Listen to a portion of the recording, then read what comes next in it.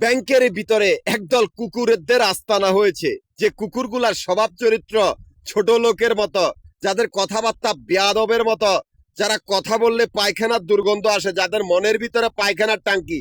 এই কুকুরগুলাই আমাদের ব্যাংকগুলার ভিতরে অবৈধ, যারা আমাদের ব্যাংকগুলার ব্যবসায়ী বা কর্মচারী খুন করিয়া নিজেদের আস্তানা করিয়া সেভাবে আছে। কত সুন্দর অবৈধ ময়লা আবর্জনার দল এই ব্যাংকের নিকৃষ্ট কুকুরগুলা, নিকৃষ্টতম হাইজাকার আর অজ্ঞান পার্টি, নিকৃষ্ট গুন্ডা পান্ডা আর জঙ্গি সংগঠন, নিকৃষ্টতম ডাকাত দল।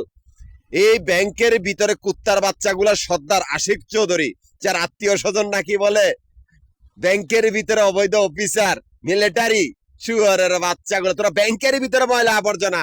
আশিক চৌধুরী আত্মীয় স্বজন গুলো সারা পৃথিবীর ডাকাত দল বা সারা পৃথিবীর জঙ্গি সংগঠন। ওরা ব্যাংকের ভিতরে আর আমরা ব্যাংকের বাইরে। তোরা পায়খানার টাঙ্কির থেকে জন্ম নেস আর আমরা ব্যাংকের বাইরে। আমাদের ব্যবসা প্রতিষ্ঠান ব্যাংকের বাইরে। আমরা স্বাধীন। আমরা স্বাধীন চলার জন্য নিজেদের কক্ষপথ নিজেরা তৈরি করেছি। আমাদের কোনো ধর্ম নাই বা আমরা কোনো ধর্মেরও অনুসারী না। এমনকি সেই কক্ষপথে আমরা ব্যবসা প্রতিষ্ঠান স্থাপন করেছি। সেই কক্ষপথে 3টা ক্যাশ কাউন্টার, মিরপুর, নবাবপুর, মতিঝিল, এই 3টা জায়গার ভিতরে আমাদের আবাসিক বাড়িঘর আর হোটেলের ব্যবসার হিসাব করা হয়। এখান থেকে আমার অ্যাকাউন্ট চলতেছে।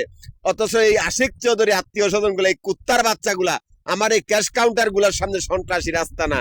এই আশিক চৌধুরী আত্মীয় স্বজন গুলা ব্যাংকের ভিতরে অবৈধ ময়লা আবর্জনা, যারা আবার নাকি অবৈধ মিলিটারি বা অফিসার ডিফেন্সে। আরে তোরা ব্যাংকের ভিতরে অবৈধ। এই কুত্তার দলের সর্দার আশিক মাফিয়া ডন। আর আমরা ব্যাংকের বাইরে, আমাদের ব্যবসা ব্যাংকের বাইরে। এখান থেকে অ্যাকাউন্ট চলতেছে ব্যাংকের বাইরের থেকে। তোদের অবস্থা হালুয়া হবে।